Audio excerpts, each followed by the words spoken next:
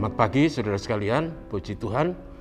Hari ini kita bisa bertemu kembali dalam renungan singkat seperti biasa. Dan untuk kali ini saya ingin memberi tema kesulitan dalam gereja mula-mula. Teksnya diambil dari Kisah Rasul pasal 5 ayat 1-6, berbunyi demikian. Ada seorang lain yang bernama Ananias. Ia beserta istrinya Safira menjual sebidang tanah. Dengan setahu istrinya, ia menahan sebagian dari hasil penjualan itu, dan sebagian lain dibawa dan diletakkannya di depan kaki rasul-rasul. Tetapi Petrus berkata, Ananias, mengapa hatimu dikuasai iblis, sehingga engkau mendesai Roh Kudus dan menahan sebagian dari hasil penjualan tanah itu? Selama tanah itu tidak dijual, bukankah itu tetap kepunyaanmu? Dan setelah dijual, bukankah hasilnya juga tetap dalam kuasamu? Mengapa engkau merencanakan perbuatan itu dan dalam hatimu? Engkau bukan mendesai manusia, tetapi mendesai Allah. Ketika mendengar perkataan itu, rebahlah Ananias dan putuslah nyawanya.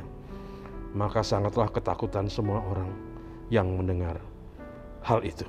Lalu datanglah beberapa orang muda, mereka mengapani mayat itu, mengusungnya keluar dan menguburkannya.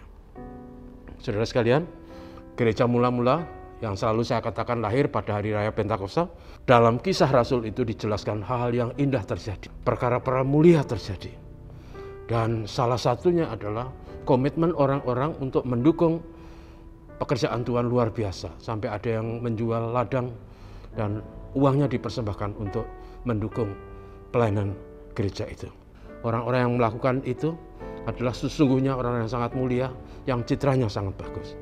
Lalu muncullah tokoh yang kita baca tadi, Ananias dan Safira, yang juga tahu bahwa orang yang berbuat dan berkorban untuk pekerjaan Tuhan itu mulia. Dan dia ingin juga mulia, dia ingin juga citranya baik, harum di hadapan banyak orang. Lalu dia menjual sebidang tanah atas pengetahuan istrinya, kemudian uang itu diambil sebagian dan sisanya dipersembahkan kepada Tuhan, ditaruh di depan kaki para rasul. Rupanya apa yang dilakukan itu adalah sebuah celah, sebuah kebodohan yang terjadi.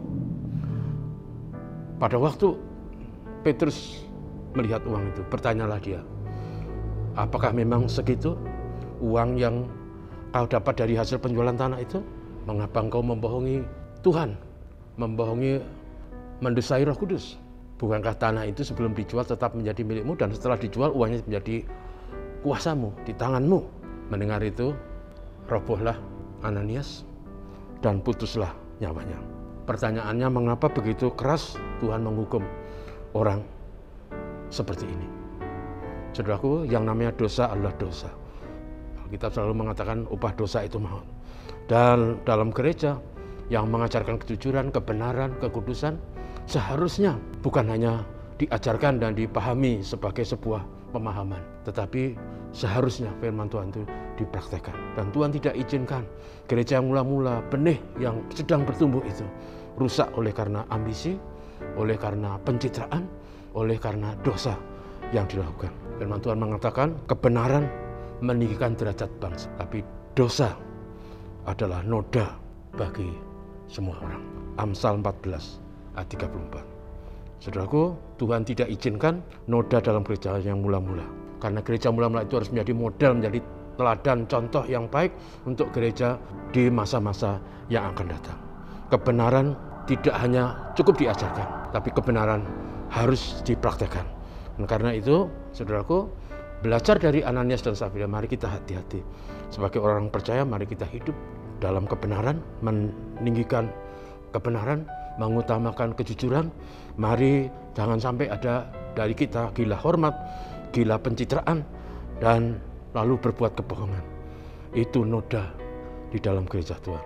Marilah kita hidup menjunjung tinggi kebenaran dan mempraktekannya dalam hidup keseharian. Jangan sampai gereja dirusakkan oleh kebodohan kita. Mari kita hidup benar sesuai dengan sabda Tuhan. Amin. Mari kita berdoa. Terima kasih, kami belajar dari seorang bernama Ananias, bersepakat dengan istrinya dan membayar sangat mahal. Dan Tuhan, kami sadar bahwa dosa adalah dosa. Dan dosa selalu membawa kesusahan dan penderitaan.